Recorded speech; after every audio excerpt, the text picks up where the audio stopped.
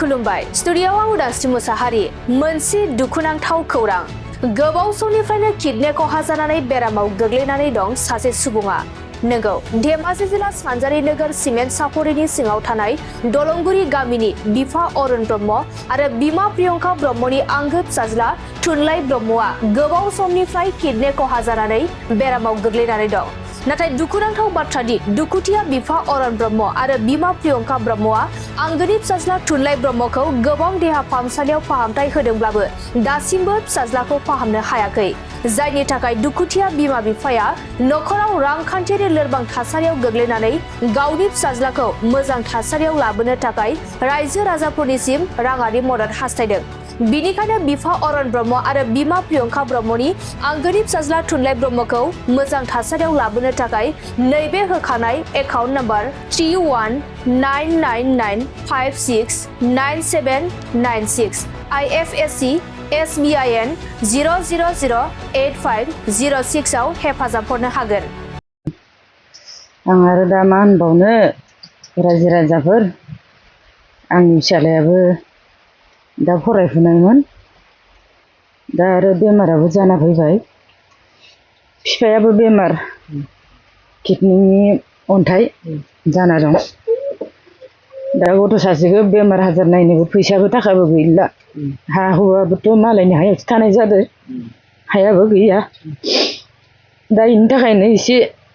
सहायखौ लुगैदोंमोन रायजो राजानिफ्राय बेखौनो आंबो मा बुंबावनो दा साननोनो सानखानो हायाखै माने दा हौवायाबो दा फारसेखै जेबो मावनो हाला उफायानो गैला माने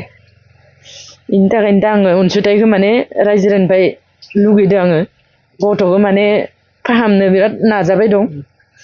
दा मोनसे गिदिर अपारेशननि थाखाय दंबावो माने मोनसेयाथ' खालामखांबाय बेनि थाखायनो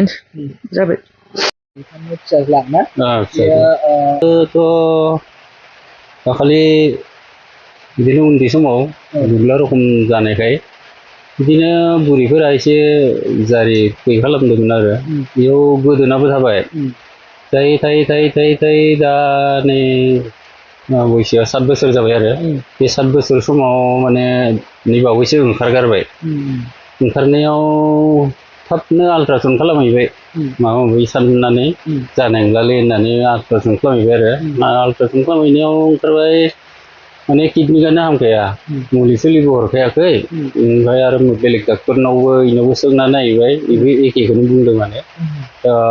मेडिकेल कलेज आसाम मेडिकेल कलेजाव लिरना हरखादों माने डाइरेक्टनो पेडियाट्रिक सार्जारि होननानै बेयाव लाना थांबाय आरो 11 अक्ट'बर बैसोआ बेसेसो बैसो 7 बोसोर फरायबाय दंमोन नै थाखो क्लास 2 फरायबाय दं नै थाखोआव फरायदों दायो आदैमोना मा खालायो रायजोनिफ्राय मा होनदो आसाम सरकारनिफ्राय मा अनसुंथाइ सरकारनिफ्राय बिदिनो मोनोब्ला अनसुंथाइफोर मोनोबा दा गथ'नि बेमार नायनोबो फैसा आखायाव जेबो गैथारला हिसाबै एसे गरसे गरनै अनसुंथाइ सोरबाफोर अननानै हरोबा गथ'खौ बेमार नायनायाव बेखौ रायजो राजाफोरा बिदिनो अनोबा माने गरसे गरनै हरनानै बे गथ'नि थाखाय हरबा फोथांनो हागोन बायदि साननानै माने हरोबा मोजां मोनगौमोन आरो बिदि आरो दा न'खरावबो गैथारा बे हिसाबै दा बेखौ अपारेशन खालामनो बेसेबां रांनि गोनांथि जागोन गोनांथियाथ' दाखालि 11 तारिखआव थांनायाव 11 तारिखआव थांबाय बेनिफ्राय 29 तारिखआव डिसचार्ज खालामना हरदो जेनेबा बिदिनो पाइप सोनानै ओमफ्राय खालामना हरनायाव बिदिनो 25-26 हाजारसो फैसा जोबखाबाय आरो दा थांनायावथ' बेखौ लांनायावथ' आरोबाव एखेनि एसे बारासो जागोन दा माने माबादो ओरैनो पाइप सोनानैल' माने माबाखौ उदैनि दै गाज्रिखौ बरनग्रोदो गामिया मा गामि नोंसोरना जोंना ये दलंगुरि धेमाजियानो डिस्ट्रिक्टआ थानाया ये सिमिनानो सिमिन थाना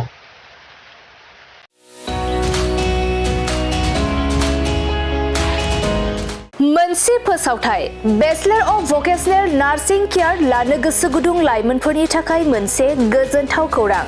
बाक्सा जिल्लानि सिङाव थानाय बरमायाव rural institute of health science group of vocational nursing इडुकेसनाव बेचेलर अफ भकेशनेल नार्सिं केयारनि थाखाय मुं थिसननाय एबा एडमिसना सोलिगासिनो दं।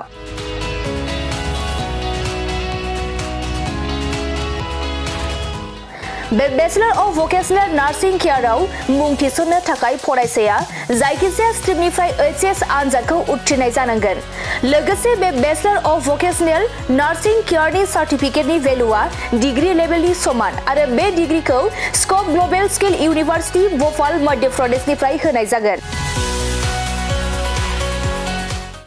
गुबैयै भकेशनेल नार्सिंनि सायाव बे bachelor of vocational nursing care कचिंखौ होनाय जायो आरो बे कचिंआ जोबखांनायनि उनाव नोंथाङा सरखारि साख्रि, कर्परेट साख्रि आरो प्राइभेट साख्रि मोननायनिबो सुबिदा दं। बिनि अनगायैबो बे कचिंआ जोबखांनायनि उनाव प्लेसमेन्ट साख्रिनिबो सुबिदाखौ नोंथाङा मोननो हागोन। बेनिखायनो जाय बिथांमोना बे bachelor of vocational nursing care कर्सखौ खालामनो गोसो थाबैनो नैबे 8723035865 जानबुं नम्बराव सुलाद लानानै गावनि मुंखौ थिसननो हागोन।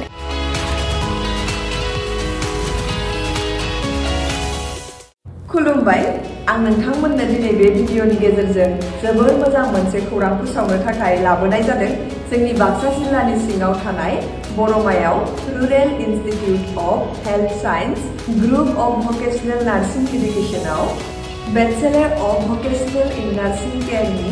एडमिसना सोलिगासिनो दङ आरो बेयाव एडमिसन लानो थाखाय स्टुडेन्टआ जायखिजाया स्ट्रिमनिफ्रायनो 12 पास जानाय जानांगोन आरो बेनि सार्टिफिकेटनि भेलुआ ग्रेजुवेट लेभेल एबा डिग्री लेभेलनि समान आरो बे डिग्रीखौ scope global skill university Bhopal Madhya प्रदेशनिफ्राय होनाय जागोन।